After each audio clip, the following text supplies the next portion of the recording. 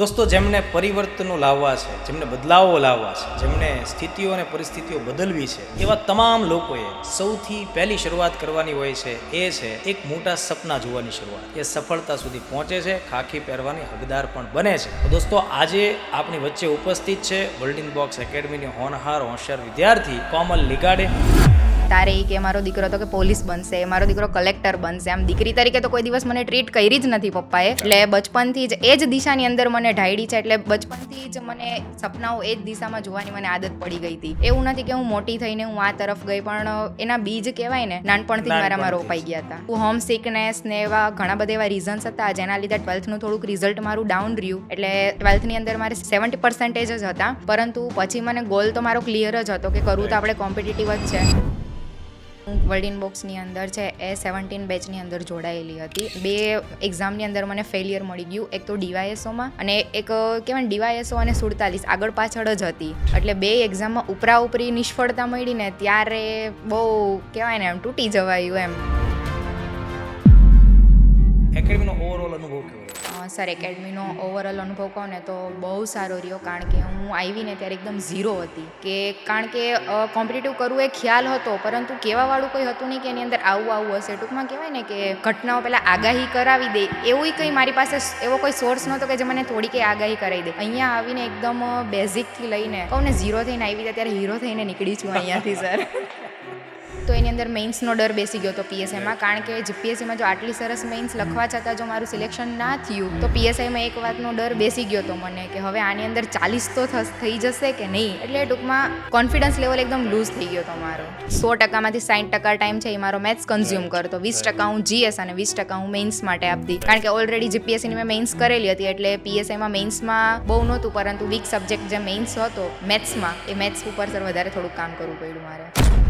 Sir, PSI પહેલાં છે એ maximum 25 થી 30 જેવા એસેની મેં પ્રેક્ટિસ કરેલી. Brain storming is must required. કારણ કે પેપર છે યોગ્ય ટાઈમની અંદર કમ્પ્લીટ કરવું એના માટે બ્રેઇન સ્ટોર્મિંગ છે બહુ મેજર રોલ છે પ્લે કરે છે. એટલા માટે brain storming is must required. અને તમે લખવા કરતાં જેટલું બ્રેઇન સ્ટોર્મિંગ કરી શકો ને મેઇન્સમાં અને એસેમાં એ ધી બેસ્ટ. આ એક બાબત મને જણાવતા ખૂબ આનંદ થાય છે કે કોમલને મેઇન્સમાં એને ખૂબ સારી પ્રેક્ટિસ કરીને એટલા માટે મેઇન્સમાં 60 માર્ક્સ છે પીએસઆઈના પ્રશ્નપત્રમાં. એટલે 100માંથી 60 માર્ક્સ ગુજરાતી અંગ્રેજીના પ્રશ્નપત્રમાં લાવવા, અને એટલા માટે જ એ ઓલ ગુજરાત ફિમેલ કેન્ડિડેટમાં 3જા નંબર સાથે છે અને ઓલ ગુજરાત ટોટલ રેન્કિંગમાં 53મા નંબર સાથે છે. અભ્યાસક્રમ પૂરો કર્યા પછી રિવિઝન કેટલું જરૂરી છે? આ જે સ્ટ્રેટેજી છે એ ટોટલી ફોલ્સ છે. તમારી સ્ટ્રેટેજી એવી જ હોવી જોઈએ કે તમે રીડિંગ કરતા જાઓ, સમયાંતરે રિવિઝન કરતા જાઓ. હા, રિવિઝનની સ્ટ્રેટેજીમાં થોડું ઘણું પોતપોતાની રીતે યુનિક મેથડ હોઈ શકે, બરાબર, પણ તમે રિવિઝનને છેલ્લે રાખો છો તો તમે મેરિટ લિસ્ટમાં છેલ્લે જોવાના છો. સોશિયલ મીડિયાનો ઉપયોગ કરો છો? સર, સોશિયલ મીડિયાથી હું બહુ દૂર હતી. તૈયારીના ફેઝની અંદર મારે વોટ્સએપ પણ નહોતું, નહીં ઇન્સ્ટા કે નહીં સ્નેપ. શ્રી કૃષ્ણ ભગવાન પણ કહેતા હતા કે મહેનત કરવાનું તારું કામ છે, ફળની આશા તું ના રાખીશ. કારણ કે અમે પણ એ 17માં હતા. અમારી પહેલાં 2 વર્ષ પહેલાં ઘણા બધા વિદ્યાર્થીઓ લાગી ગયા છે. ત્યારે અમને થોડુંક થતું કે આપણો વારો ક્યારે આવશે.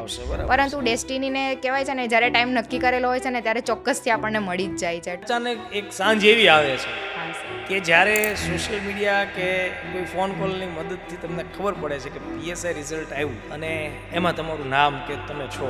47 નંબરનું રિઝલ્ટ છે 5 ડિસેમ્બર આવ્યું હતું. એ પણ સાંજે જ આવ્યું હતું. એટલે એ રિઝલ્ટ વિશે સાંભળીને કહેવાય ને આમ ઘરમાં જાણે મોતનું માતમ જામી ગયું હોય ને એવું થઈ ગયું હતું. એટલે ત્યાં તો ભરત સરનો ફોન આવ્યો મને વર્લ્ડ ઇન બોક્સમાંથી કે લીગાડે જોતો કેટલા માર્ક આવ્યા તારો, જલ્દી રોલ નંબર બોલ. એટલે હું તો થોડીક શોક થઈ ગઈ કે ડેસ્ટિનીએ તમને ખાખી માટે ચૂઝ કર્યા છે. તો મિત્રો, તમે લડી લો, જેટલી બી મહેનત થાય એટલી કરી લો. પ્લસમાં કહેવાય છે ને કે ખભે તારા હશે તો સૌ તારા હશે.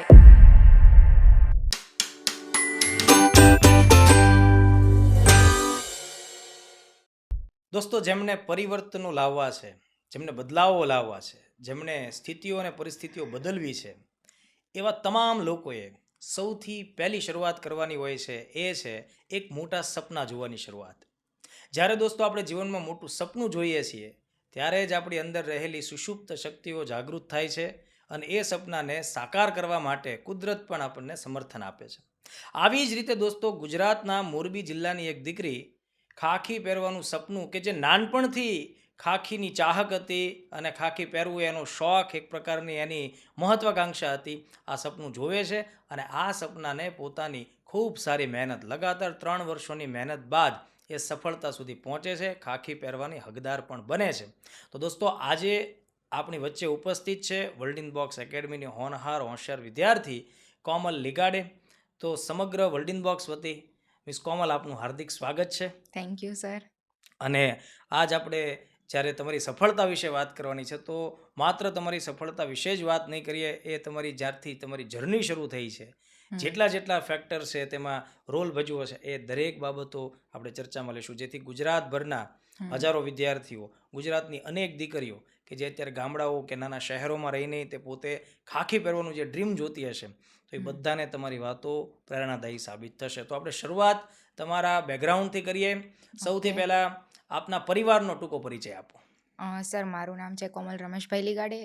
મારા ફાધરનું નામ છે રમેશભાઈ, મમ્મીનું નામ છે વિદ્યાબેન, અને મારો ભાઈ છે જે મારાથી યંગ, મારથી નાનો છે, એનું નામ છે સુમિત. પપ્પા છે એ વ્યવસાય સાથે જોડાયેલા છે, મમ્મી છે એ મારા હોમ મેકર છે, અને ભાઈ છે એ અત્યારે હાલ સ્ટડી કરે છે. ખૂબ સરસ. તો કોમલ, પરિવારનું બેકગ્રાઉન્ડ વ્યવસાય છે, હમ તમારા પિતાજી વ્યવસાયિક છે, હમ અને તમે ખાખીનું નાનપણથી ડ્રીમ જોતા હતા. હા સર. વ્યવસાય તરફ ન જવાની જગ્યાએ તમે સ્પર્ધાત્મક પરીક્ષા અને સિવિલ સેવામાં જવા પ્રયત્ન કર્યો અને એમાં સફળ થયા. એની પાછળ શું કહાની છે? સર, કહાનીનું કહીએ ને તો સપનું તો કહેવાય ને કે જ્યારથી મને હજી મોઢામાં દાંતે નહોતા આવ્યા ને ત્યારથી મને તો બચપનથી પપ્પા એમ કહેતા કે તારે કે મારો દીકરો તો કે પોલીસ બનશે, મારો દીકરો કલેક્ટર બનશે. આમ દીકરી તરીકે તો કોઈ દિવસ મને ટ્રીટ કરી જ નથી પપ્પાએ. એટલે બચપનથી જ એ જ દિશાની અંદર મને ઢાળી છે. એટલે બચપનથી જ મને સપનાઓ એ જ દિશામાં જોવાની મને આદત પડી ગઈ હતી. એવું નથી કે હું મોટી થઈને હું આ તરફ ગઈ, પણ એના બીજ કહેવાય ને નાનપણથી જ મારામાં રોપાઈ ગયા હતા. ખૂબ સરસ. તો આ તમારી જે વાત છે ગુજરાતભરના તમામ વાલીગણ માટે એક ખાસ સંદેશ છે કે ભાઈ અત્યારે સમય એવો છે દોસ્તો કે ભાઈ લૈંગિક સમાનતા અને લૈંગિક ભેદભાવોને દૂર કરવાનો સમય છે. લૈંગિક સમાનતા તરફ અત્યારે દરેક વ્યક્તિ આગળ વધવાનું છે. તો એક પિતાજી છે એ પોતાની બાળકી હજી સમજણમાં નથી આવી એ પહેલાં જ એને આ બધી વસ્તુ સમજાવે છે કે આગળ જઈને મારી આ દીકરી ખૂબ સારા પદ ઉપર જશે. તો તમારી આ સફળતામાં જે તમારા પિતાશ્રીએ બીજ રોપણ કર્યું છે એ ખૂબ મોટી ભૂમિકામાં હોય એવું લાગે છે. હા સર. ઓકે, હવે શરૂઆતના ધોરણોમાં તમારો અભ્યાસ કેવો રહ્યો હતો? તમારું પ્રાઇમરી ધોરણ, તમારી હાઈસ્કૂલ, તમારી કોલેજ, એના વિશે થોડી વાત કરો. સર, એમ તો હું બચપનથી પહેલેથી હોશિયાર જ હતી. એટલે 10th અંદર એ મારા 90% અને 99.47 મારા પીઆર હતા. અને 12th અંદર કેવું હતું કે દસમામાં તમે, આપણી સોસાયટી કેવી છે કે 10મામાં સારા માર્ક આવે તો તમે સાયન્સ સ્ટ્રીમમાં જાઓ એમ. બરાબર છે. એટલે મને થોડોક આગ્રહ કર્યો બધાએ સાયન્સ સ્ટ્રીમમાં જવાનો. હું સાયન્સમાં એ ગ્રુપ સાથે ગઈ, પરંતુ હોમ સિકનેસ ને એવા ઘણા બધા એવા રીઝન્સ હતા જેના લીધે 12thનું થોડુંક રિઝલ્ટ મારું ડાઉન રહ્યું. એટલે 12thની અંદર મારે 70% જ હતા, પરંતુ પછી મને ગોલ તો મારો ક્લિયર જ હતો કે કરવું તો આપણે કોમ્પિટિટિવ જ છે. એટલે પછી મેં મારી સ્ટ્રીમ ચેન્જ કરી અને આફ્ટર 12th હું લિટરેચર, ઇંગ્લિશ લિટરેચર સાથે મેં BA કર્યું અને ગ્રેજ્યુએશન પૂરું કર્યું એની અંદર. આગળ MA કે એવો કોઈ અભ્યાસ કર્યો છે? ના સર, કારણ કે જેવું બેચલર પૂરું થયું એવું હું તૈયારીમાં જોડાઈ ગઈ. ઓકે.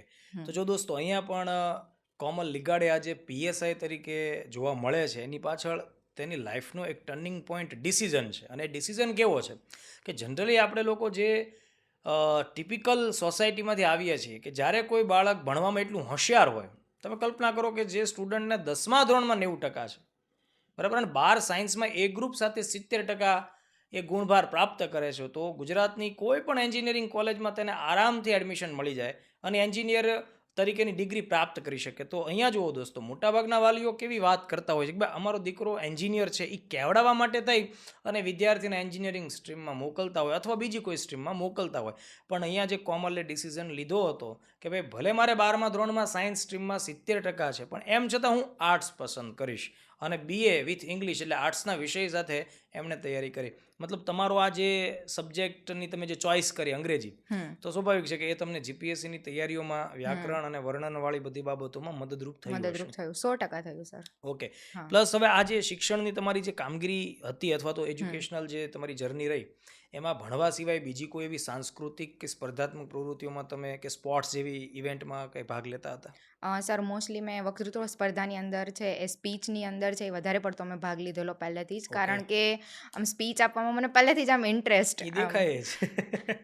હા સર, એટલે કહેવાય ને કે આમ બચપનથી જ આમ બોલવાનું, અને મારું આમ પોઝિટિવ કે નેગેટિવ મને બોલવું બહુ ગમે સર. બરાબર. એટલે વક્તૃત્વ સ્પર્ધાની અંદર મોસ્ટલી હું પાર્ટિસિપેટ કરતી વધારે. ખૂબ સરસ. હમ. આ વાત ઉપર હું ખાસ દર વખતે ભાર આપું છું મિત્રો, કે ભાઈ વિદ્યાર્થીઓ જ્યારે શાળાઓમાં હોય ત્યારે માત્ર ટકાવારી પૂરતા એને સીમિત ન રાખવા જોઈએ. તેમને આ પ્રકારની બધી જ સ્કિલ, જેને સોફ્ટ સ્કિલ કહેવાય, કે જાહેરમાં બોલવું, લોકોની વચ્ચે બોલવું, વાર્તાલાપ કરવો, એ ખાસ જરૂરી છે. કારણ કે એ પછી પ્રાઇવેટ ફિલ્ડમાં કામ કરશે કે સરકારમાં જશે, બરાબર, તેમની આવી સોફ્ટ સ્કિલ જ તેને સ્ટ્રેન્થ આપશે. બરાબર, તો સોફ્ટ સ્કિલ ઉપર ખૂબ કામ થવું જોઈએ અને નાનપણથી થવું જોઈએ. ઓકે, તો તમારું એજ્યુકેશનલ કરિયર છે એ ખૂબ સરસ અને બ્રાઇટ રહ્યું. ટકાવારીની દ્રષ્ટિએ પણ તમે ખૂબ સરસ આગળ રહ્યા. તો આફ્ટર ગ્રેજ્યુએશન તમે એકેડમી જોઈન કરી અથવા સ્પર્ધાત્મક પરીક્ષાની તૈયારી શરૂ કરી. તમે વર્લ્ડ બોક્સ એકેડમી જોઈન કરી. Yes sir. વર્લ્ડ બોક્સ એકેડમીમાં તમે કઈ બેચ સાથે જોડાયેલા હતા અને એ તમારો અનુભવ કેવો રહ્યો? સર, હું વર્લ્ડ બોક્સની અંદર છે એ 17 બેચની અંદર જોડાયેલી હતી, અને આ વર્લ્ડ બોક્સનો રેફરન્સ મને કોઈ સજેસ્ટ નથી કર્યું, કારણ કે મારા ફેમિલી બેકગ્રાઉન્ડમાં બધા એટલા બધા એજ્યુકેશન છે નહીં અત્યારે એટલા બધા. અને મેઇન તો હું નેટિવ મારું મહારાષ્ટ્રનું છે, એટલે ગુજરાતમાં એટલું બધું કોઈ કહેવાવાળું મને નહોતું કે તું અહીંયા જોઈન કર. મેં ગૂગલની અંદર એકેડમીઓ સર્ચ કરી અને એના અંદર રેટિંગ્સ પ્લસ સ્ટુડન્ટના રિવ્યૂ જોઈને છે એમાં વર્લ્ડ બોક્સ છે એ આપણે ચૂઝ કર્યું છે મેં. ઓકે, જનરલી જો ઘણીવાર ડિજિટલ રેટિંગથી વિદ્યાર્થીઓ છેતરાતા પણ હોય છે, બરાબર, કે ભાઈ રેટિંગ છે કે કમેન્ટ છે કે એ બધાના આધારે. પણ તમે અત્યારે એક એકેડેમિક જે જોઈનિંગનું ડિસિઝન લીધું, એનાથી તમે એટલીસ્ટ એક ગવર્મેન્ટ જોબ સુધી અત્યારના ધોરણે પહોંચ્યા છો. એકેડમીનો ઓવરઓલ અનુભવ કેવો રહ્યો તમારો? સર, એકેડમીનો ઓવરઓલ અનુભવ કહું ને તો બહુ સારો રહ્યો, કારણ કે હું આવીને ત્યારે એકદમ ઝીરો હતી. કારણ કે કોમ્પિટિટિવ કરવું એ ખ્યાલ હતો, પરંતુ કહેવાવાળું કોઈ હતું નહીં કે એની અંદર આવું હશે. ટૂંકમાં કહેવાય ને કે ઘટનાઓ પહેલાં આગાહી કરાવી દે, એવું કંઈ મારી પાસે એવો કોઈ સોર્સ નહોતો કે જે મને થોડી કંઈ આગાહી કરાવી દે. અહીંયા આવીને એકદમ બેઝિકથી લઈને કહું ને ઝીરો થઈને આવી હતા, ત્યારે હીરો થઈને નીકળી છું અહીંયાથી સર. ખૂબ આભાર કોમલી બાબતે. હવે જુઓ, જ્યારે તમે અત્યારે પીએસઆઈ બન્યા છો ત્યારે તો તમે દરેકની આંખે અને દરેકની જીભે છો. દરેક લોકો તમને એ રીતે જોવે છે, વત્તા તમારી વાતોની ચર્ચા થાય છે. પણ આ તૈયારીમાં હું તમને જ્યાં સુધી ઓળખું છું, તમે એટલીસ્ટ 2.5 થી 3 વર્ષ જેટલો સમય આપેલો છે, બરાબર? તો આ સમયગાળા દરમિયાન ઘણા બધા એવા પડાવ આવ્યા હશે કે જેમાં પરીક્ષાઓ આપો, રિઝલ્ટ ના આવે, ફેલ થયા હો, નિરાશ થયા હો, નિરાશા મળી હોય. તો ભૂતકાળમાં પીએસઆઈ આ અત્યારે આપતા પહેલાં કઈ કઈ પરીક્ષાઓ આપેલી અને એમાં તમે કેટલા લેવલ સુધી પહોંચેલા? સર, પીએસઆઈ પહેલાં તો છે ને એ મેં ક્લાસ 1-2ની 2 મેઇન્સ લખેલી છે, 47 નંબરની લખેલી છે, 240 નંબરની લખેલી છે, એક ડીવાયએસઓ આપેલી હતી 42 નંબરની, અને પ્લસમાં એક પીએસઆઈ, એટલે ટોટલ 4 મેઇન્સ મેં છે એ આપેલી છે. અને મને 2 એક્ઝામમાં તો મને ફેલિયર મળી ગયું, એક 47માં અને ડીવાયએસઓમાં, અને 240નું હજી રિઝલ્ટ પેન્ડિંગ છે. અને પીએસઆઈમાં કહેવાય ને કે ભગવાનની દયાથી અને મહેનતથી પાસ થઈ ગઈ છું. હવે વેઇટ 240નો છે કે જોઈએ શું થાય છે. એમાં પણ ખૂબ સારું પરિણામ મળે. તો કોમલ, અત્યારે તો પીએસઆઈની સફળતા મળી છે અને એના લીધે જ તમે આખી દુનિયાની જીભે અને આંખે છો. મતલબ લોકો જોવે છે તમને, તમારી વાતો કરે છે, તમારી ચર્ચાઓ થાય છે. પણ હું તમારી સફરનો સાક્ષી છું. મને ખ્યાલ છે છેલ્લા 2.5-3 વર્ષોથી તમે મહેનત કરી છે. આ દરમિયાન તમે ઘણી બધી પરીક્ષાઓ આપી હશે અને ઘણી બધી પરીક્ષાઓમાં ધારેલું પરિણામ ન પણ મળ્યું હોય.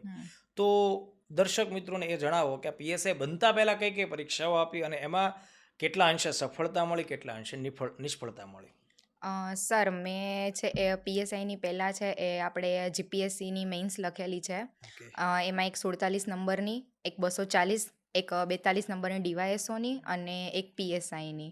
એટલે એની અંદર છે ને મને 2 એક્ઝામની અંદર મને ફેલિયર મળી ગયું. એક તો ડીવાયએસઓમાં, અને એક કહેવાય ને ડીવાયએસઓ અને 47 આગળ પાછળ જ હતી.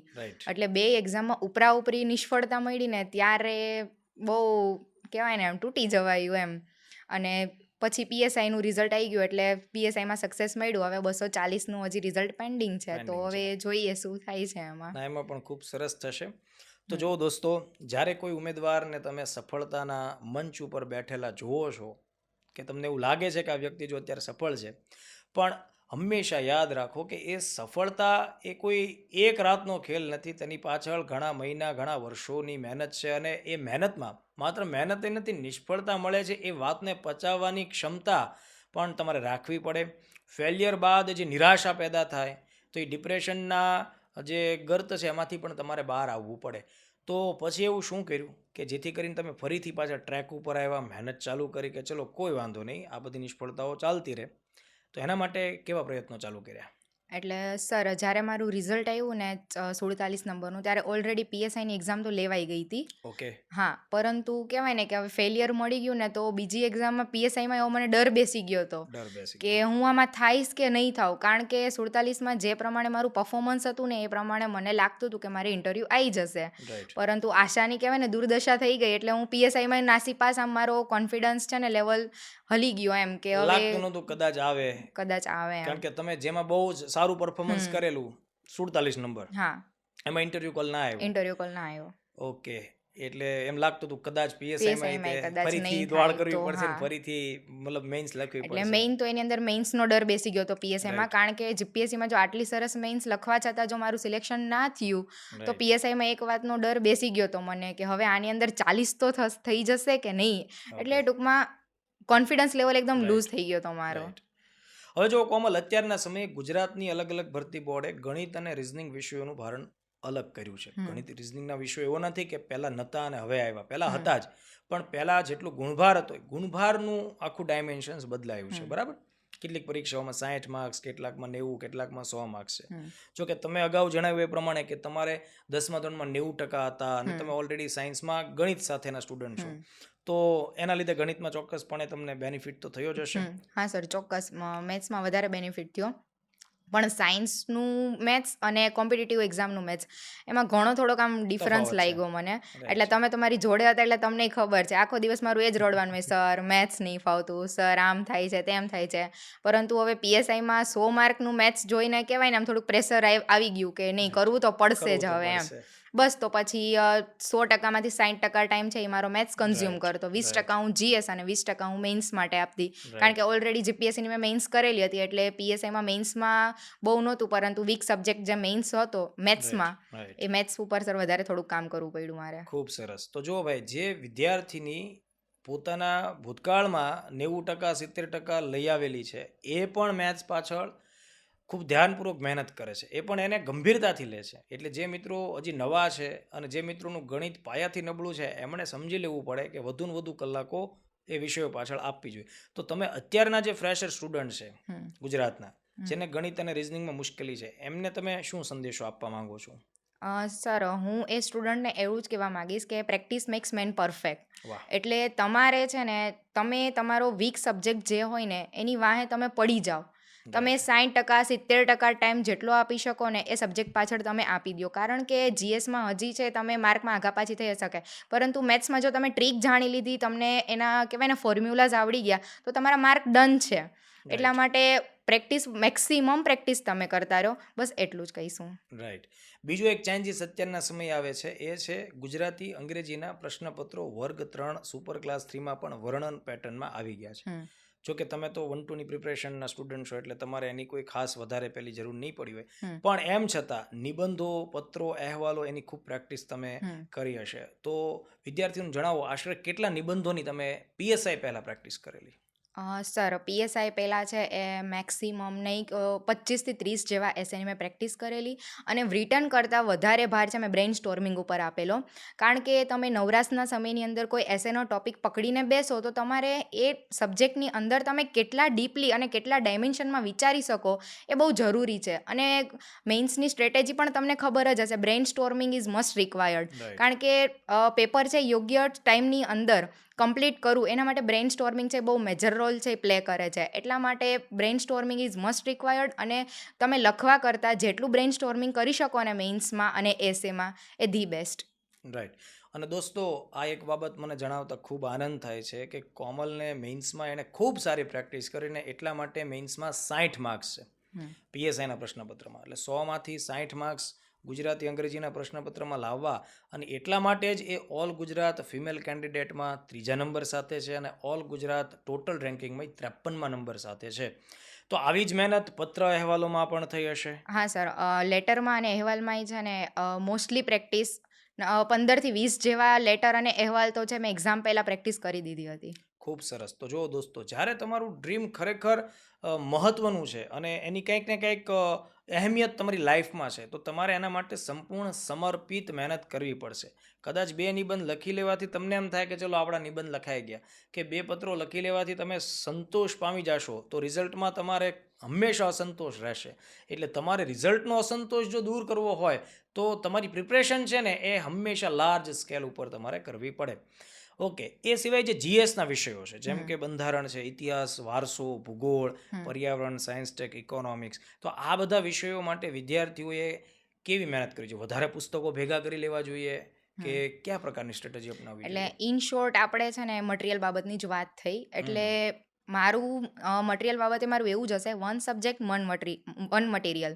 એટલા માટે તમારે છે ને કોઈ એક સબ્જેક્ટને તમે 10 વખત મટીરિયલ રીડ કરશો ને તો ચાલશે, પરંતુ એક સબ્જેક્ટના 10 મટીરિયલ યુઝ કે રીડ કરવાના નથી તમારે.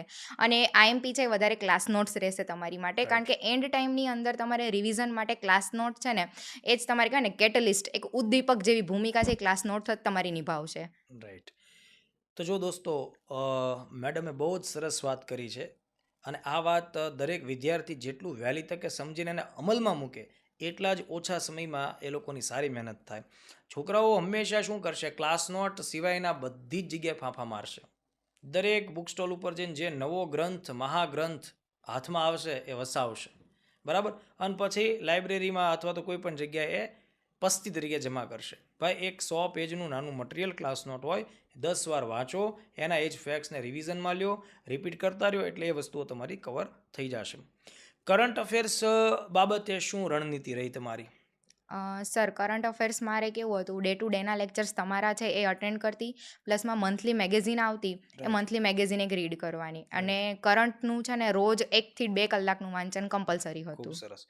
જો દોસ્તો, જ્યારે તમારો ગોલ છે એ જીપીએસસી જેવી પરીક્ષાઓનો છે, ત્યારે કરંટ વગર એ અશક્ય છે, કારણ કે કરંટની બાબત ઇકોનોમિક્સ, પર્યાવરણ, સાયન્સ, ટેક, ગવર્નન્સના મુદ્દાઓ સાથે ડાયરેક્ટલી જોડાયેલું છે. ગ્લોબલાઇઝેશનના સમયમાં આંતરરાષ્ટ્રીય બાબતો તમારે સમજવી પડે.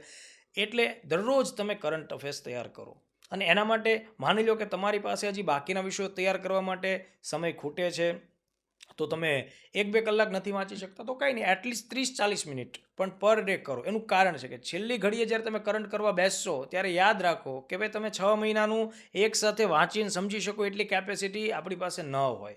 એઝ અ કોમન હ્યુમન એ બાબત બહુ જ ક્લિયર છે. એટલે એના માટે આપણે એ રીતે રણનીતિ રાખવી જોઈએ. ઓકે, હવે અભ્યાસક્રમ પૂરો કર્યા પછી રિવિઝન કેટલું જરૂરી છે બેન?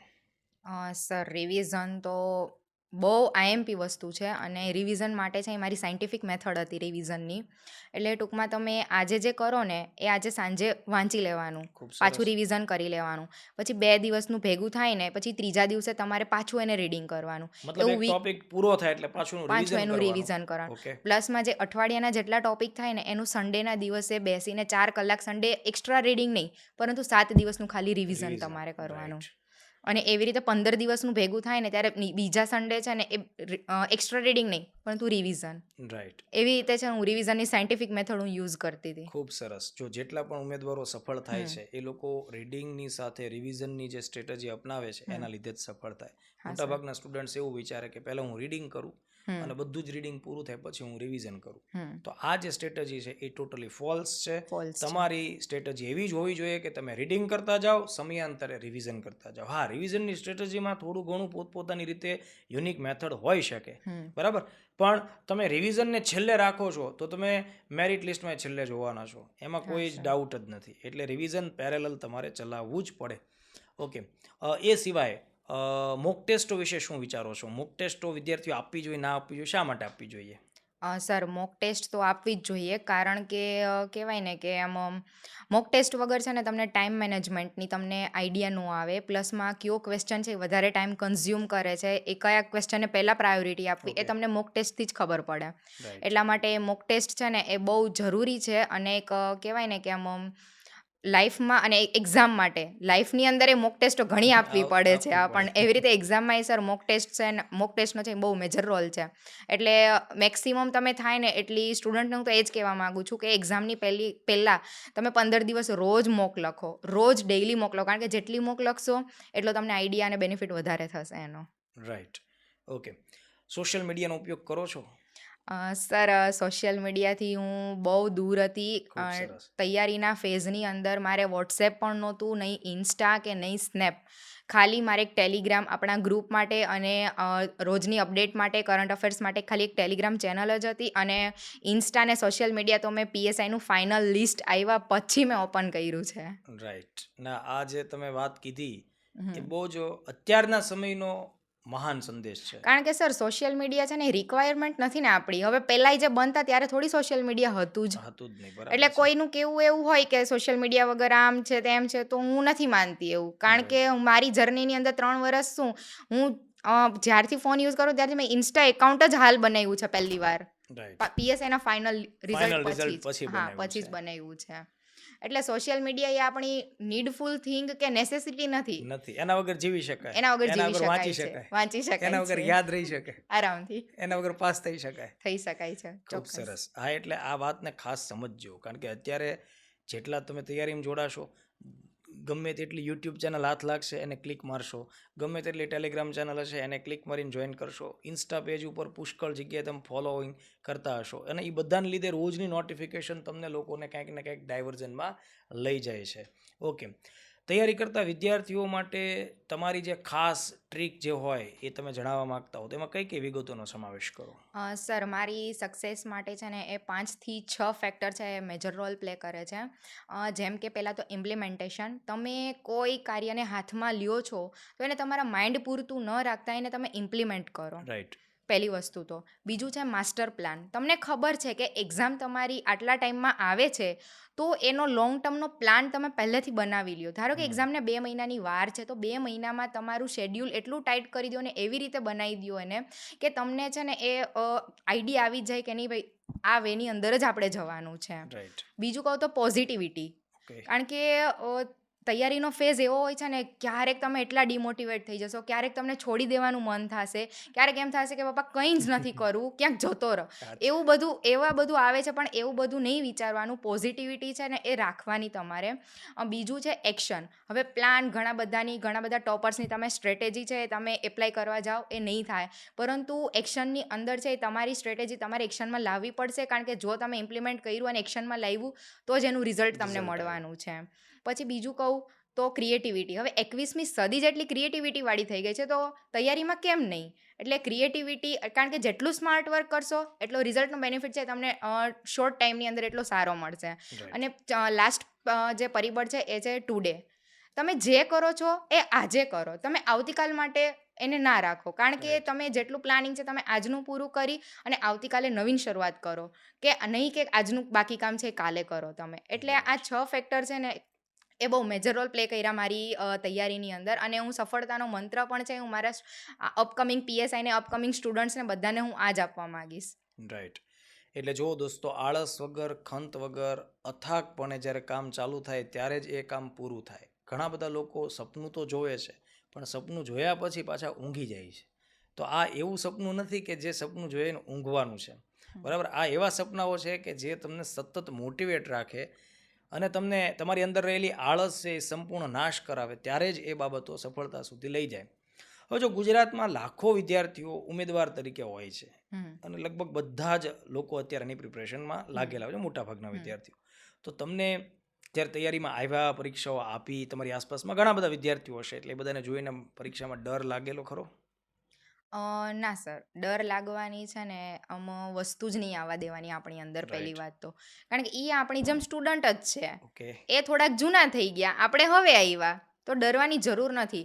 થોડુંક એવી એન્ઝાયટી, થોડુંક એવું થાય, પરંતુ જેમ જેમ તમે પ્રિલિમ્સ પાસ કરશો, એક એક્ઝામ પાસ કરશો ને એટલે ડર આપોઆપ જતો રહેશે. જૂના વિદ્યાર્થીઓથી ડર નહોતો લાગતો? ના સર. ઓકે. કારણ કે કોમ્પિટિશનમાં આવ્યા ત્યારે પહેલેથી જ આમ ખબર પડી ગઈ હતી કે આટલું કોમ્પિટિશન હશે.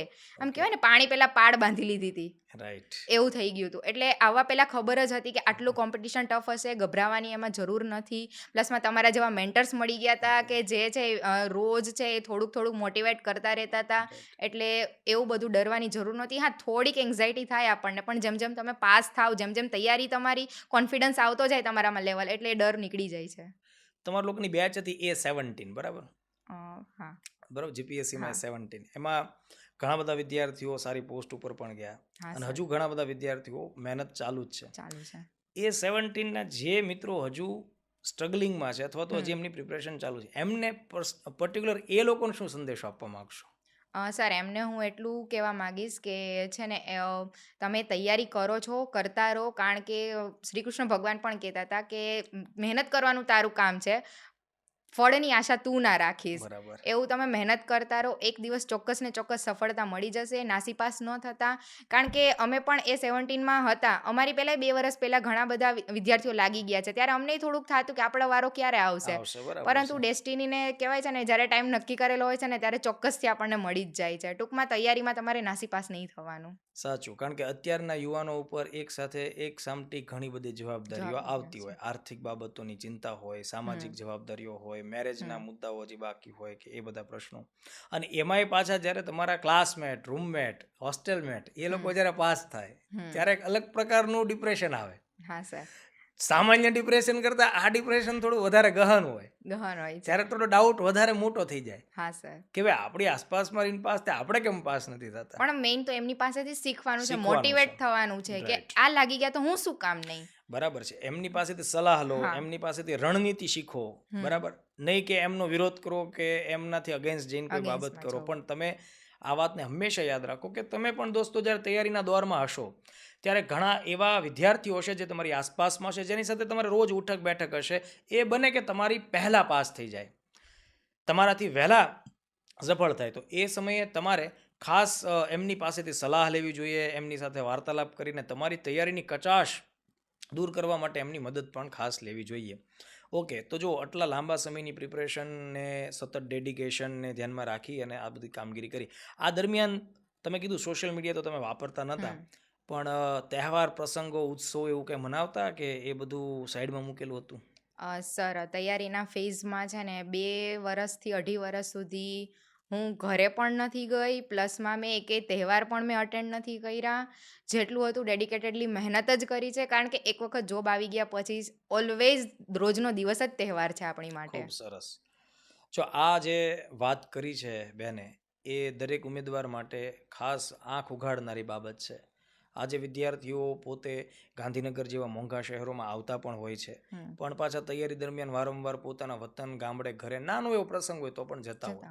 તો જુઓ દોસ્તો, તહેવારો કોમલની લાઈફમાં આવ્યા જ હશે. 2-2.5 વર્ષ દરમિયાન એમણે પણ સામાજિક કાર્યક્રમો બધું જ આવ્યું હશે, પણ એમના માટે જે એમની લાઈફનો જે બહુ અગ્રિમ ગોલ હતો, એમનું વતન, કદાચ તમને ખ્યાલ નહીં હોય પણ એમનું વતન મોરબી છે, ને જ્યારે કોમલ પાસ થઈ ને ત્યારે મોરબીમાં બહુ મોટો ઉત્સવ મનાવ્યો, ડ્રોન ને એવું બધું લાવ્યા હતા, ફૂલહાર ને બધું, બહુ જલસો હતો. લગભગ અડધું મોરબી તો રાત્રે મિટિંગમાં અને ભોજનમાં હાજર હતું.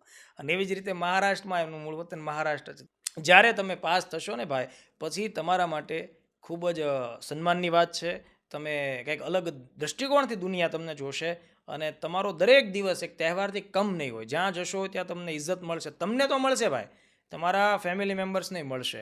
એટલે આ કાંઈ તમારી માત્ર પોતાના એક પૂરતી જંગ નથી, બરાબર? તમારામાંથી પ્રેરણા લઈને અનેક લોકોનું જીવન બદલાવાનું છે, એટલે એ પણ એક હકીકત છે.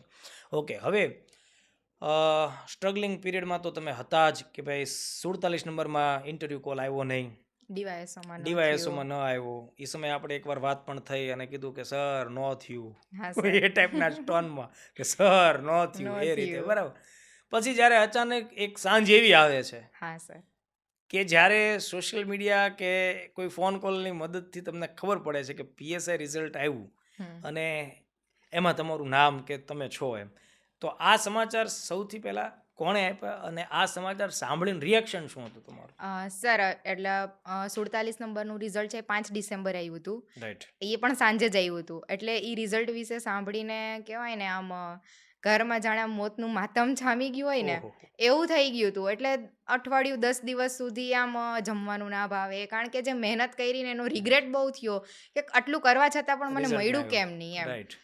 અને એક્ઝેક્ટ 20 દિવસ પછી જેવું 25 ડિસેમ્બરે સાંજે 7 વાગે પીએસઆઈના માર્ક્સ ડિક્લેર થયા. એટલે હું મહેમાન ઘરે ગેસ્ટ આવેલા હતા એટલે હું બિઝી હતી. ત્યાં તો ભરત સરનો ફોન આવ્યો મને વર્ડ ઇનબોક્સમાંથી ઓકે. કે લીગાડે જોતો કેટલા માર્ક આવ્યા, તારો જલ્દી રોલ નંબર બોલ. એટલે હું તો થોડીક શોક થઈ ગઈ. મેં કીધું સર શેનું?